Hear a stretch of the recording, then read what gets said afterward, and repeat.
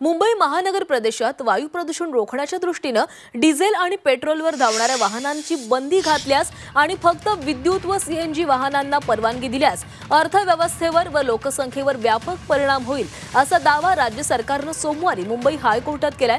दरम्यान कोर्टाच्या आदेशानुसार 7 सदस्यांची तज्ञ समिती नेमली असून अहवाल सादर करण्यास मुदतवाढ देण्याची विनंतीही सरकारने केलेली आहे। कोर्टाच्या आदेशानुसार 21 जानेवारी रोजी 7 सदस्यांची तज्ञ समिती स्थापन करण्यात आल्याचं आणि या समितीने आतापर्यंत 5 बैठका घेतल्या असल्याचं सांगण्यात आलंय।